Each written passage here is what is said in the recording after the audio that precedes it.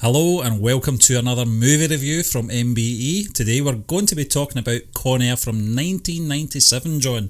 This film was directed by Simon West and we've got a whole host of stars in this film, haven't we? Yes, a whole host of stars, Stephen. A whole host of action stars as well, none other than the great, lamentable, some would say, Nick Cage in recent times. As Poe Dameron. Yes, as Poe Dameron, yes.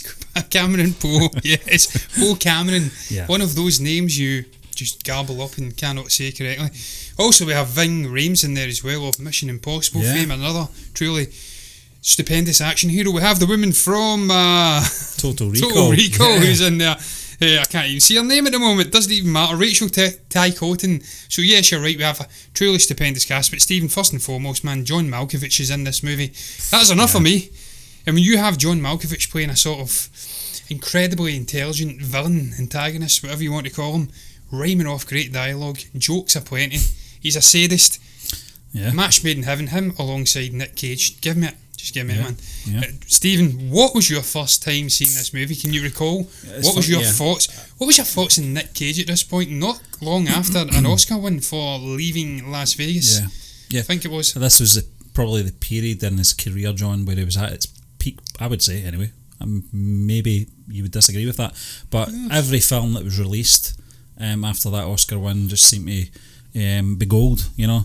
This is a funny film, John, and it is a funny film. Yes. But I first saw this film late 90s. I would say it's on VHS. It kind of went under the radar with me. I was already a fan of John Malkovich. Cole Meany to a lesser extent on television and stuff like that. John Cusack, Miles O'Brien, you know. Yeah, Star Trek, yeah. But Nicolas Cage, you know, he was the one that got me interested in seeing this film because I still like the guy, you know. I still think he does a lot of sort of phone-in sort of performances. I think that's fair to say. I think he just likes keeping himself busy, Stephen. He truly enjoys the act of acting. And every now and again he hits gold. You know, certainly hit gold in 1997 with Simon West's Con Air. Yes. You know, and I think it's such a great film, John. It's one of those films that you shouldn't take too serious. You know, There's a lot of laughs in there. There's a lot of humour as well. You know, dark humour. There's a seriousness to it, obviously. You know, it's headed up with obviously the Leanne Rimes theme as well. You know, that's the one to give it that emotion. You know, I'm not a fan of the song. I've got to be honest with you. They play it twice, don't they? At the start and at the very end as well. Poetry.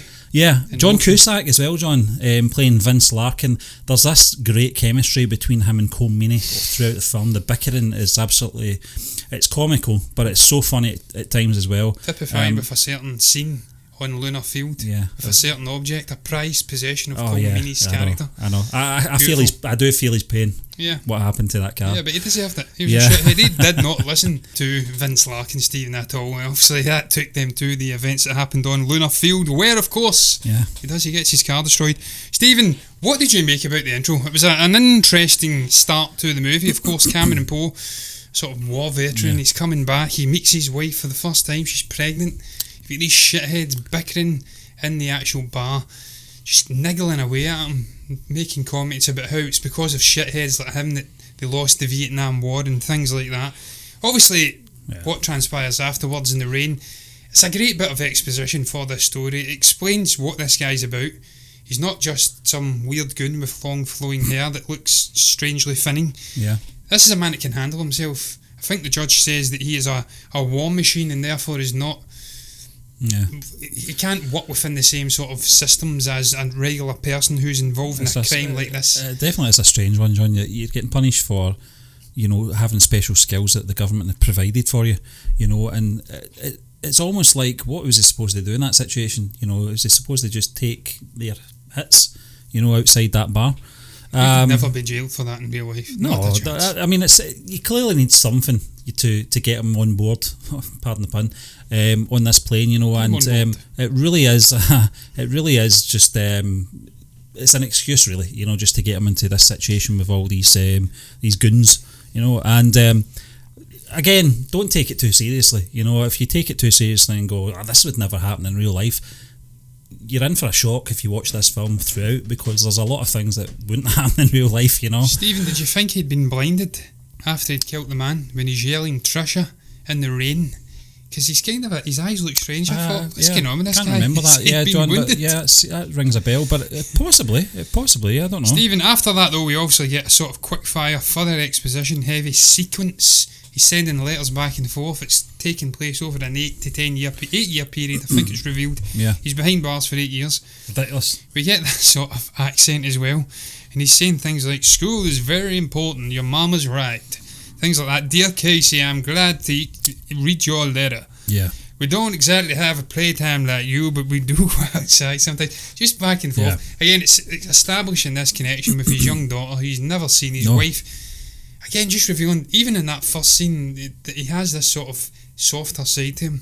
He's not out and out rogue villain like these other guys who are going to appear later on in the movie. Yeah. He has a softer side, and that's important. Facing off against Cyrus the Virus, who's the ultimate psychotic evil. He's sort of got that demon within him that can burst out. He will do what's necessary, but he is a good man at the core. What did you make of that sort of exposition heavy sequence before we go right in? No, I think to it's the needed. Airport? I think it's needed, John. I think you need to establish what kind of character this Cameron Poe is and what he's all about. You don't want to, the sort of main character, the good guy in this film, to appear as a super soldier with no emotions or feelings or anything like that. You know, it kind of skimmed the surface at the bar scene, but that was just the setup for obviously what was to come with his, his sentence. But you're right. I think it was interesting to see these letters being read and narrated, going back and forth. You know, he's missing them, can't wait to see them, etc., etc. You don't really want to see a big long period that he's in prison or anything like that. That's not what the film's about. My daddy's coming home on July 14th. My birthday is on July 14th. I forgot about that, yeah. So, again, we'll talk about the dialogue in this film throughout, John. There is some cheese fest moments in there. Yeah. But again, it's just all in the spirit of the film. But I thought it was good. I thought it was a good way to set up, this guy's actually a good guy. He seems to be, for his family. Certainly for his wife, early on in the film, and now obviously his daughter as well. Can't wait to see her, and he just wants to keep his nose clean, keep his head down. Not going to happen, Nick. Wrong time, wrong man in the wrong place at the wrong time, consistently throughout this movie. He nearly gets burnt at one point. He just always finds a way to find trouble in this movie. You're right, Stephen. Wants to keep his nose clean, just get home, see out this final day of sort of being behind bars. That scene when he gets off the bus in the next sequence, slow motion, he looks and he shuts his eyes and the hair's just breezing off his head and whatnot. We've got John Cusack narrating all of the individual prisoners who are going into this plane, all the names, giving a backstory. He gives a great backstory to Cyrus the Virus, where he says that he's essentially a poster boy for the criminally insane, and just reveals what this guy's all about. He likes to brag that he's killed more men than cancer. Just, again, great exposition at the start of this movie. It does just enough to set up all these nefarious figures. It sets up the heroic antagonist, the action hero, and it just lets that all marinate within you before we get on this plane. And they take the shit hits the fan, for lack of a better phrase or word, because I can't think of anything else in the moment. And he just, Stephen, that's something I've said in the next quote. No messing around in this movie. There's just right in. They get on the plane. You'd think they'd let it marinate a little bit longer, maybe 10-15 minutes. Yeah. Within 2 minutes of him being on the plane, Cyrus is taking that pin out his hand. I think Ving Rhames, his character, is breaking free. They're choking people. All hell's breaking loose. The shit is hitting the fan, as I did say. Yeah. Is that something you enjoy about this movie? The fact that they don't muck around. No. I think it's what's the writer's name? It's Scott Rosenberg, a man who has wrote a whole array of cool action movies, Jumanji, Welcome to the Jungle, and whatnot in most recent times. He doesn't mess about. No. And again, it's what he says, not hugging onto certain scenes for too long, explaining why he's in prison for all this time, how he's developing relationships. It's short, it's sweet, it's succinct, right into the plane, action just unfolds. That's what I want to see in a movie like this. Yeah, I mean, don't want burdened down by emotional shit. We've came to see these guys, these cons on this aeroplane. That's why it's called Con Air. Con Air, yes. And you want them in the mix right away. I think it's the sort of setting up of these characters. You're right. John Cusack narrates all their names and what they're all about, their sort of backgrounds, which is another little clever trick just to sort of move the story forward very quickly. We don't really have to know them all in great detail at this stage. We'll find that out for ourselves. They're a bad lot, and they're all get their reasons for, you know, being convicts. Yes, absolutely. You know, and it's just a good way of doing it. You know, as you said, the first 10 minutes of this film, you were already into the mix of it. I like that. And obviously Billy Bedlam's in there as well, played by Nick Chinland from X-Files. Yeah. Something about conditioner, I think. Yeah. Do you use conditioner? Yeah, he what played a that creepy yeah. shit he was in that. Donnie, yeah. Not so creepy in this. He's a sort of imposing guy, but right from the get-go, I was about to say Poe Cameron. Cameron Poe is not intimidated by this guy one bit. I think he says, "What you looking at, punk?" And he replies with, "Oh, just looking at yourself. It's perfectly fitted for you." So again, that establishes, even amongst all of these big sort of notorious cons in this plane, that he is not remotely intimidated. No. He's a man of principle and he's a good man at core, but he can handle himself. Yeah. Stephen, what did you make when the action broke loose and we have Ving Rhames chokeholding guys and there's Malkovich's Cyrus is pounding on the gates and whatnot, and then obviously a sense of Cam takes over and we get Cameron Poe. John, it's funny because revealing that he's doing a 15-year stint and he's lying, and you see that some of the primary guys don't believe him. He's tried to fit in with them, you know, really just to blend in with them, really.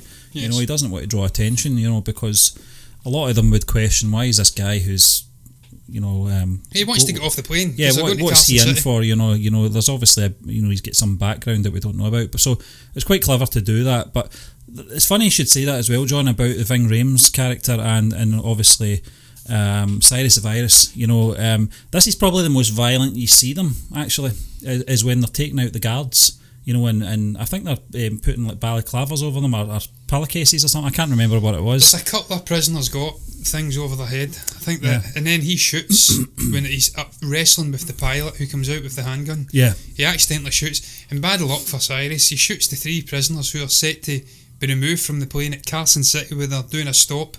He shoots them, so they have to swap them with other prisoners. Yeah. And obviously Cameron Poe he wants to go off, he wants to try and help his friend and alert the authorities, but obviously Cyrus is gagging him and whatnot, and that's not to be. He then changes his mind, and he reveals, look, I'm doing a 15-year stint. I was scared of the freedom or some crap like that. That's why I wanted to get off the plane. Now I want to come back and I want to be free and institutionalised. He's institutionalised essentially, because I think it's Vince Larkin is the John Cusack character. He says something later on that some men can be scared of freedom when it comes the parole day, then they become institutionalised, as Red did say in Shawshank Redemption. So there's sort of bags going over heads and whatnot. It's a bit chaotic, but it's also good. We get Dave Chappelle setting fire to, I think he calls him native or something like that. I hope if you get through this that you don't hold a grudge. He does later on in the movie. There's a payback for that guy. Dave Chappelle's, I can't recall his name in the movie, but Pinball or something like that. Yeah. He's running along the plane and he's laughing at him through the window. So there's little moments of poetry in this movie like that where some of these shitheads get their comeuppance. He was a great character. I actually forgot Dave Chappelle was in this movie. He was stupendous. You talk about dialogue, Stephen. He flings in little sly dialogues. Lines in there, dialogues doesn't even make sense. Little jokes, you get that comedic timing from him when he's talking to the girl at Carson City and he's saying, yes, I'm a copper, don't worry baby, I'm from the Department of Corrections, things like that. Just any other person saying that, it would be shit, but because of this guy's bass and comedy, he's the best comedian, stand-up comedian of this era. John, he delivers it in a way it's perfect. It has you killing yourself. What did you make, Stephen, of the most coincidental sandstorm ever, I've says, when they arrive in Carson City and they're having to pay off or pass off these 3 guys as people they're not? We have one of the worst sandstorms in the history of mankind covering things up. Yeah. What did you make of that? If you made anything of it? Apart and from swapping the pilot.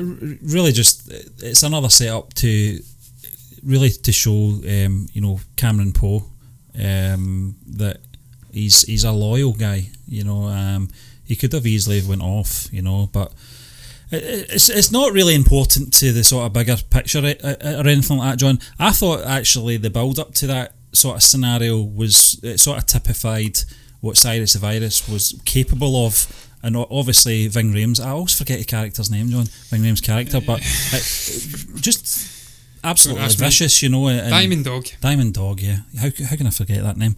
But yeah, I mean, it was just set up in that sense, just to show what these guys are capable of doing. Obviously, they're quite intelligent people as well. I think that's the purpose of this sort of sequence. Stephen, you get that from Cyrus right away. Just some of the lines he comes away with.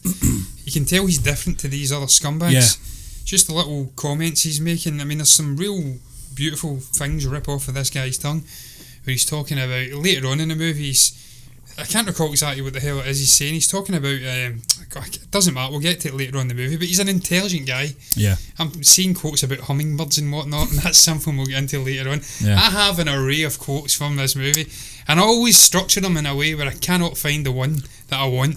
But he's talking about useful mammals. He's just got a way about him, John Malkovich. I almost feel like he plays John Malkovich in every movie. He's an intelligent guy in real life. He has a way with words, and it just separates him from the other goons. That's not to say that the likes of Ving Rhames and all of that are not good characters, because they're different. They all serve different roles in this. Yeah. He's like the muscle. He's a bit more brash. Cyrus is the sort of puppet master. He certainly is, John. He's got the brains. He's almost like the Joker to a Bane, if you'd like. Yeah. And you've got other little people in here who played their parts well. I think it's Vince something Gainey. I don't know if that is his name. Something MC Gainey, maybe. I don't know. Oh, the pilot, yeah. The pilot, MC Gainey. Yeah. Swamp Thing. He plays his part as well. As soon as he comes in from Carson City, he's ripping out the transponder or whatever it's called, and he's swapping it onto the other plane, Uncle Bob's aviation tour or something. So right away he comes in, he's got his role, and that shows you these guys have been working on this for a long definitely, time. Yeah, You've got, I think Vince Larkin goes to the prison, he's sensing something isn't quite right, and it's all pieced together. It's through like a book or something. He knows a set up for Carson City to swap things about. Yeah. That's when it all transpires that they have took control of the plane, and that's what brings us into the middle act of the movie and onwards, where it's the police chasing these guys and trying to apprehend them, whilst Cameron Poe is doing this thing on the plane. John Cusack's got a job in his hands as well. Vince Larkin. He's got a job in his hands. We'll not go there. There's a cut at the start of this. John Larkin. Yeah. You probably would have got away with it, John. But listen, Vince Larkin's got a job in his hands. He's not just trying to convince, obviously, Cole Meany character. He's trying to convince his department, that there's something not right here. And also we've got a good guy on board, maybe two actually. That's it just seems to be in the wrong place at the wrong time. The back and forth between Cole Meany and John Cusack in this film is really what gives the film its sort of comedic levity. And you need these two characters in this because the likes of John Malkovich might throw in a funny little one-liner, but it's always dark and malicious at times. Sayonara for instance. Please sayonara. Fantastic. It's very clever humour, but these two were just like a comedy act in the film. Reminded me a bit like Gene Hunt and Sam Tyler. The bickering between the two of them. They hate each other's guts. They'll never admit when one's wrong, even when they know they're wrong, and I just loved it. Cole Meany's just one of these guys that I saw him in Alpha Papa not long ago, John. I rewatched that film, and there's just something about his comedic timing. He's just such a funny guy. I don't know if it's because he's Irish, I don't know, but he seems to have this comedic knack about him, and it definitely shines in this film. Some of the lines he says, I don't think we can repeat in the show, actually. No, I mean, I can give you one, but I can't say out what he says, obviously, because we try not to swear. We try to keep it civil. Yeah. But there's a great sort of line between Vince Larkin and Cole Meany's character, whose name I can't even be bothered looking up. It's not important. He's not a primary player. He's a sort of bickering side player who's fighting with Larkin all the way to try and Duncan Malloy. Duncan Malloy, was it? Yeah. He says the degree of civilization in a society can be judged by its prisoners. Duchesky said that after doing a little time. F.U. Cyrus Griffson, I think his name is, the virus, says that after putting a bullet in my guy's head. Yeah. So it's also, I'm not doing it justice with the way that I've repeated it, but it's just, you're right, the bickering back and forth, that chemistry, that middle arc of this movie, it's almost these two guys trying to outdo each other. Yeah. He's going away on the plane, he's following the transponder to Arizona, and it's Uncle Bob's aviation tours that he ends up happening upon. Meanwhile, you've got Vince Larkin going to Lunar Field. He knows they're there. In his car. With ass kicker on the nameplate or number plate. It's not technically not a number plate if it's got ass kicker. Yeah. And just again, we see that payback. Those bickering, he gets the upper hand because he trashes his car. Stephen, that line though, I have to say the line from Cyrus, just round about when MC Gainey's character comes in, the Swamp Thing, and starts taking over the pilot duties, he has a conversation back and forth with Colm Meaney. Yeah. And Malloy and Vince Larkin. Yeah. And he says, I ain't speaking to that guy, no more of him, we're done. And I think it's Larkin has a conversation with him.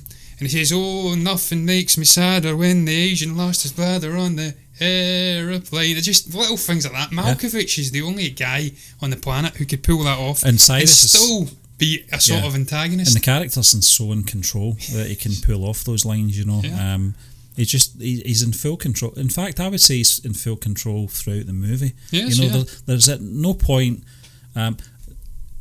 we talked about this, John. We actually talked about this before we came on. You know that you've got a couple of characters that sense there's something not right with Cameron Poe, and I did say, you know, it's something that I was surprised that Cyrus, being the intelligent guy that he is, should have sensed that. I think he's more suspicious about everybody he meets. But you made a good point. You know, Cameron Poe and Cyrus don't really interact a lot in this film. No. You know, when you think about it, it's not really till maybe the last 20 minutes of the film, half hour. Field. Yeah, then they start having this relationship, you know. Yeah. Well, initially I think he helps the guard, the DE, whatever the hell he is, A agent, get killed inadvertently. Cameron, he kind of tries to talk him out of holding up one of the guys, and he also Cyrus shoots him. Yeah. And I think his friend next to him, who's got the diabetic issue, he says, oh, look at that, you're making friends with Cyrus the virus. But apart from that, you're right, Stephen, he's too busy masterminding this whole plot. Yeah. Try to get to Lunar Field, change planes, and then get off into the sunset. He's not really paying attention to Cameron Poe, but Ving Rhames' character, Diamond Dog, and you've also got Billy Bedlam, I think it is, they are very much paying attention to Cameron Poe. They are the underlings. Yeah. They've got more time in their hands. That's it, yeah. And obviously, Diamond Dog has to go down and deal with the bunny, pinball. Obviously, the bunny later on, but I think there's something stuck in the landing gear before they get to Lunar Field. He has to relieve that, and he takes Cameron down with him, so he's noticing little things about him that are slightly odd, and he's compartmentalising it for later on. That scene was fantastic, incidentally. It was almost like from another movie when you have the old couple in the car down in the city, and you've got Dave Chappelle's pinball falling from the sky. I think a bird shits in their windscreen, and he says, God damn it, every time I get this car washed, this happens. And then they drive, he hits the car, totally wrecks the car. Yeah. But again, it's great humour. It feels different, but it just fits in, and again, it furthers the story because it allows Vince Larkin to realise that this plane has changed course and they're going to this field. They're not going to Arizona. Cameron puts a message on his shirt, doesn't he? Yeah. For the attention of something Larkin. I can't remember what his rank is, but having a mare here, John. But Steve, you don't care about that. You're just watching it for. I always remember the bad green screen as well, as his body was falling from the sky. It was really bad. There was another bit with the plane when it lands on Lunar Field. Yeah. I can't remember that bit. It's like a little toy plane, and then it blends into a real plane. It's terrible, man. I mean, the film is 23 years old now, so no excuse for that. No excuse. It's funny how these things stay in your mind, isn't it? I mean, I've not seen this film for a couple of years, so pardon obviously if I do forget little sort of details, but I mean, it's just Cameron Poe thinking out the box. He's got an opportunity here, you know, the body, and using that ink marker, write a message on the guy's shirt before disposing of the body. But you're right, it does feel like a segment from a different film. Yeah, it's almost like a comedy sketch, you know.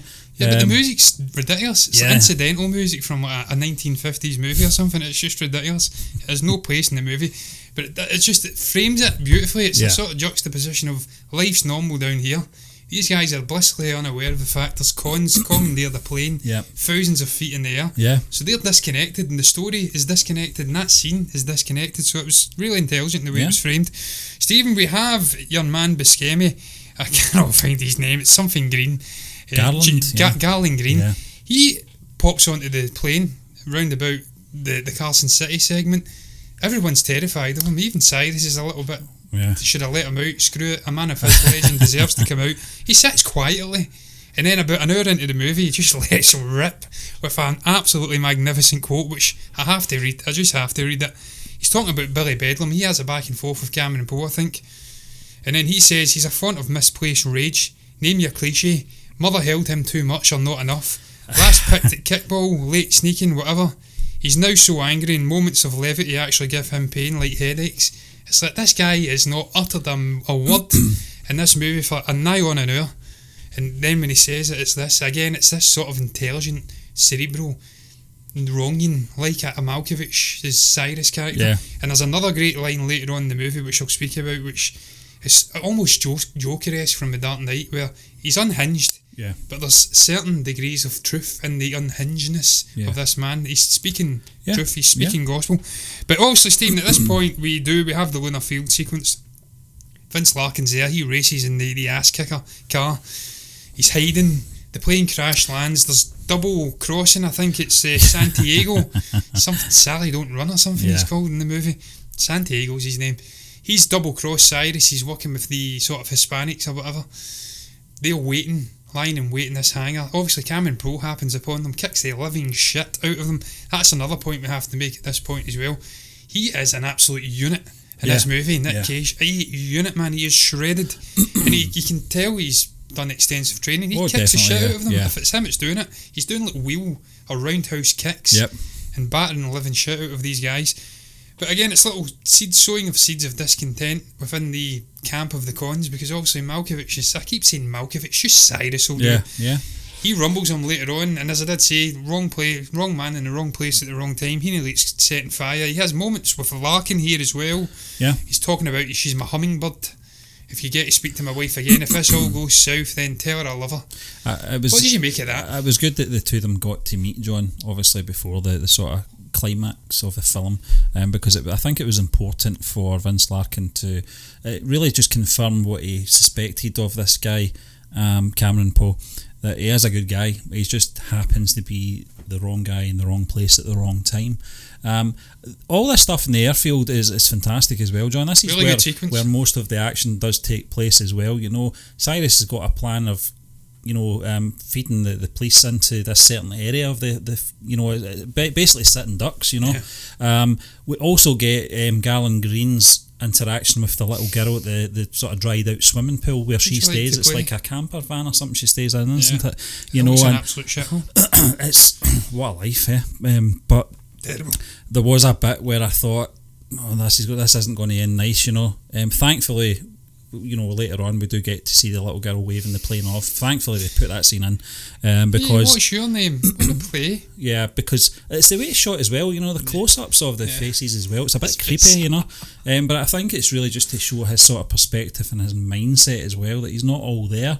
But there was something about the character pardon me for saying this, but I actually liked the character. I think it's just because Steve Buscemi plays him so well, you know, and some of the things he does say is quite relatable. And you're right, John, I know you'll get into that quote very shortly, but yeah, I mean, the whole airfield sequence was just something that, for me, it's actually the best part of the film. You know, it's the climax of this film's a bit ridiculous actually, but I'm sure we'll get into. It comes so quickly after this as well, it's bizarre. Yeah, I mean, basically they've lost the plane and they're having to use the original plane again, but it's so embedded in the ground, you know, and you have to get all these convicts out to really pull it out of there, you know. This is when, you know, Cameron really shows his worth to Cyrus. To be a most useful mammal, yes. There you go, there's a line. You know, and this is probably the first time they're having, you know, more interaction. They had a little bit at the, you know, the airfield.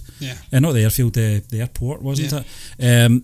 You know, but this is really when their relationship develops a bit more, you know, and I think it was important, you know, but there's just something about that whole sequence. That's when I think of this film, it's always in that area. It's always this sequence I always think about when I think of this film, because it's probably where everything happens the most, you know, and you know, when the police arrive, it's just absolute carnage, you know, and the way that, you know, this shows the intellect of Cyrus as well. He's planned this, you know, really off the bat. You know, he thought this was going to be get off that plane and go on the new one and we're away, but so it's not like this part was, you know, well planned or anything like that. He's looked around, seen the situation, right, we'll have to draw them into this area of the airfield here.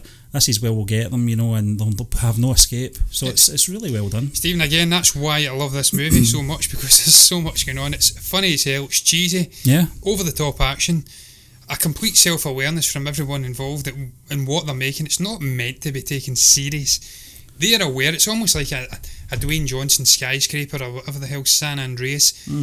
the people making these movies know that it's not to be taken serious. It's a great popcorn flick with a whole array of things, but under the surface you do have John Malkovich putting in a low-key great performance. As I did say, he's a cerebral sort of antagonist. There's this line I was trying to find, Stephen, where he's talking about, well, it's not difficult to surmise how Nathan feels about Offing Guards. He's talking about the Ving Rhames character, I'm pretty sure. And my own proclivities are well known. I know often lamented facts of penile law. I mean, this is a guy who's playing an antagonist and he's coming away with proclivities and lamented facts of penile law. I can't say that, I don't want to say that. So he's such a great and interesting character, and he also has great moments right to the end of this movie. His death's a bit lacklustre though, and we will get into that. Yeah. But he shouldn't even have been where he was. I mean, chases with fire engines and whatnot, as I say, is ludicrous. But Stephen, man, what did you make about that sequence thereafter when they finally do get off the airfield? Cole Meany's Malloy car gets destroyed. It's a great little end to the bickering. I don't think they ever see each other again. When this is all done, I'm going to you're effed or something like that, I think he says to him. Yeah. End to their bickering, then it goes into the finale. We've got Garland Green singing You've Got the Whole World in Your Hands. Yeah. He's saying, why the hell are these guys singing Leonard Skinner songs about a band who died in an airplane crash or whatever? Yeah. And then just the descent into Las Vegas. What was your thoughts? John, I think before that we get that actual quote, don't we, from Garland Green about insanity and stuff like that. Yeah. I have to read I think you do, John, because it's very important for, the sort of character's mindset, and the way he thinks. And it's quite meaningful as well, Well, it's not long after I think he does in. I think maybe Bedlam or something. I can't recall who he does in, but he does someone in there anyway. And he comes back up, and they're speaking about murdering. I think Green says to him, he makes some remark about us, and he says, I'm not us, don't say us. Heavily paraphrasing here.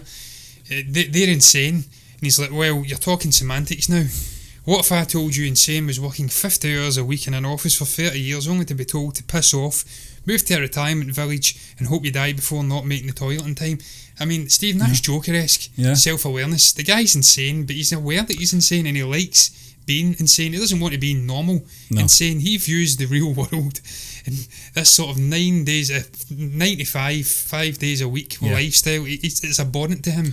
He doesn't want it. Yeah. So I just thought that was a great quote. It's almost Joker-esque. Self-awareness. We all think that at one point, don't we, John? You know, especially in your working life, where you do think that way. You think it's insanity. What are we doing this for? For a few bits and bobs. Life's very finite, Stephen, and you piss 50, 60, 70 years of it away doing something you don't like to pay for things that then allow people to then continue on doing things that they don't like. It's a disgraceful system. We'll not get into that. Hopefully that all changes after coronavirus, but I highly doubt it, Stephen, something tells me. But Stephen, man, the crash landing on the Las Vegas Strip, is there a better end to an action movie? Nah, it's rubbish. Absolutely. John, a lot of action films do this. I always felt that the airfield should have been the sort of climatic area. Are they going to get off into the sunset or not? It just seemed to take that step too far. It takes another step too far. And it sort of goes away from the essence of the film. Con Air, now we're not. We're running about. Las Vegas, along Las Vegas Strip, on fire engines and stuff like that. That's got nothing to do with aeroplanes. I'm nitpicking, Speed was the same, There's a bit in Speed as well where they end up on a train at the very end. They moved away from the bus and all that, and now they're on a train doing the sort of final stuff. Spark. And you're like, right, just stop it. Just let's wrap up the film now. I've got to be honest with you, once again, John, I look into films too much at times, and I'm thinking the amount of casualties when that plane went down in that strip must have been ginormous. It must have been, a hugely populated city and one of the most famous strips in the world. It's very densely populated as well. And this wasn't just like a little sort of glider. This was an absolute mammoth of a vehicle. Like the plane in GTA. Yeah, it's gigantic. It's to carry vehicles, isn't it? Some cargo plane. Yeah. They must have took out a few people. At least 1,000. But as long as the convicts are okay, that's the main thing. As long as Cameron and Poe's okay, so we can have it. How do I breathe without at the end? It's borderline, ludicrous, John. But I said at the start of this review that you can't take this film that serious. You should just take it for what it is. As you said, it's a popcorn flick. Just enjoy it, And I do. Yeah, I try, but sometimes just in my nature, I'm like, oh, come on, Stephen, I try not to be too harsh on movies. I try to enjoy them for what they are. I'll leave that deep thinking cerebral nonsense to a Bong Joon-ho or a Christopher Nolan movie. I try to just watch these movies and enjoy them for what they are. I mean, it's a great movie. It's a great, funny, great action movie with some amazing performances from a truly star-studded cast, as you did say at the start of the movie. Not featuring John Larkin, or whatever the hell I call them, John Cusack. That never made the actual review until why did I do that? But Stephen, at the end, I mean, we're talking about this finale, he's monkey barring along goddamn ladders with a fire extinguisher, fire engine. Yeah.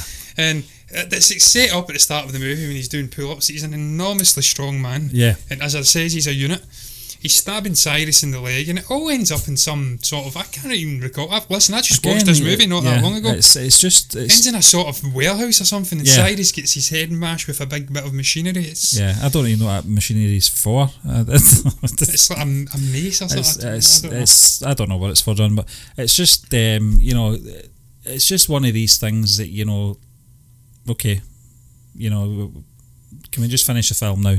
It's just borderline ridiculous now.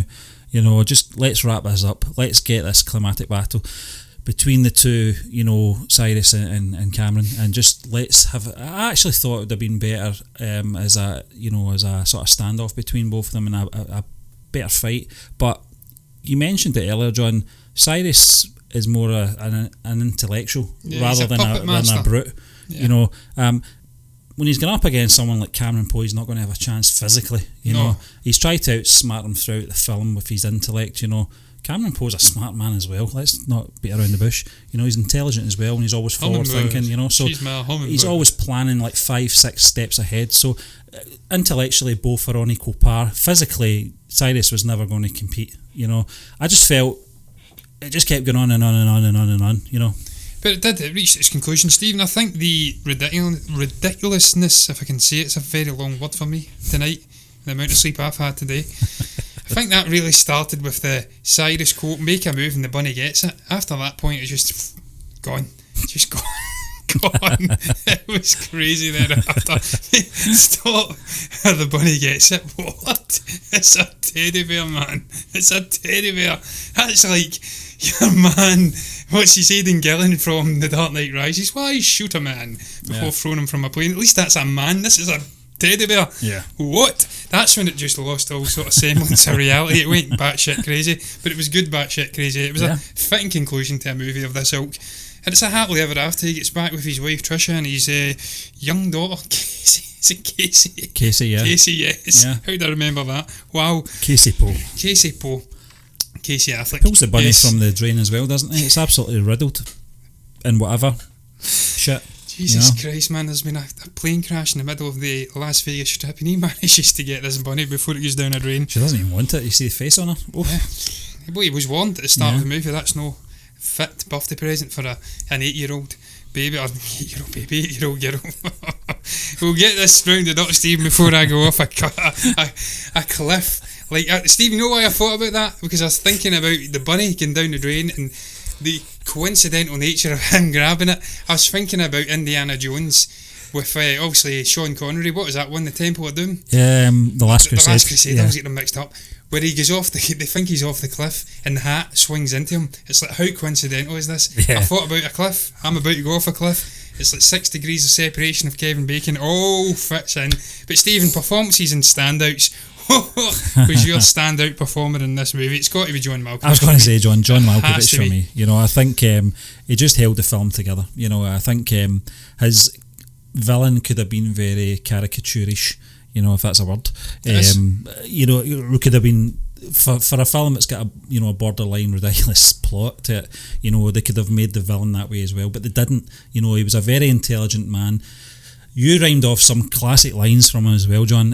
Shows the acting capabilities. There's another one that's perhaps the best, and I couldn't say it. No. You whip that out, you go out the plane. Yeah. Fantastic. I know when you're talking about Johnny 23. Yeah, it's just fantastic, John. You know, for me, it is definitely it's got to be John Malkovich. Absolutely, Stephen Cole Meany and John Cusack, and obviously Nicolas Cage, right up there as well. But it's got to be John Malkovich from me. Stephen, technical chat, cinematography, score, production design. What did you make about the cinematography in this movie? I thought it was pretty stupendous. It has to be to a certain degree for an action movie. I think when we decided we were going to do this review, I actually was convinced in my head that John Woo had something to do with this film, because it had a lot of those sort of cliche sequences with the, you know, jumping through the air with the two guns, and, you know, one gun in each hand, you know, and just in slow motion and stuff like that. But no, I thought it was great. I thought the action in this film is non-stop. You said it right away, you know, at the start of this review. 10 minutes in, we're right in there, you know, and that's the way it continued right throughout the film. Again, you know, I would like to finish in the airfield, but it is what it is, you know. There's some, I mean, it's still great action, you know. I just felt it just went on a little bit too long. Yeah, Stephen, the composers were Trevor Rabin and Mark Mancina. Mark Mancina was involved in Speed, so there's that little connection again. Speed, Bad Boys, Twister. Yeah. Bad Boys for Life. I mean, he's involved in an array of really good action movies. I like the score. I like that sort of theme. That's the correct word. Dual theme is probably the better terminology. When you seen Cameron Poe, it was like that. It's like almost Terminator-esque guitar riff. And when you seen obviously Cyrus the Virus, it was that sort of brooding dun, dun, dun. It was great little dual themes going on. Good little action score. Other technical chat, I mean, as I did say, production design, I'd imagine it would have been quite difficult to recreate a sort of crash scene in the middle of Las Vegas, but they did it well. Most of it was consigned to a plane though, so it's not going to win any Oscars for... It's not going to win any Oscars anyway, but certainly not for technical production design. Stephen, final thoughts on this movie, man. What is your final thoughts on Con Air? Where does it rank for you with a sort of batshit crazy Nick Cage movie? Is it better than Face Off? That's what it's better than Face Off, John. I like Face Off, but it's certainly better. I think because there's a bigger cast involved, you know, colourful characters in there as well. But my final thoughts on this film is that it's a film I like to get back to every now and again. I don't take it too seriously. I think Simon West did a fantastic job in keeping the tone consistent throughout the film. You know, there's ridiculous moments in there, but you've got to accept that, you know, these characters are larger than life, so the scenarios are going to be larger than life as well. Take it for what it is and you will enjoy the film.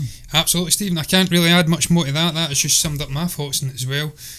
When it comes on, I watch it. It's just batshit crazy. Great humour, great visuals, great acting performances. Nick Cage at his absolute best. He's eccentric, he's mad, he's putting his head in the wind and shutting his eyes, and he's clutching onto teddy bears, he's putting people through spikes, throwing dead bodies off of planes, monkey barring along ladders with fire engines. It's just classic Nick Cage, really. Definitely. I love the guy. You said it earlier on, he gets a lot of shit. He's sort of lamented now as this sort of lost way, this lost soul in recent years, but when he's on his game, he is stupendous. When he's off his game, he is horrendous.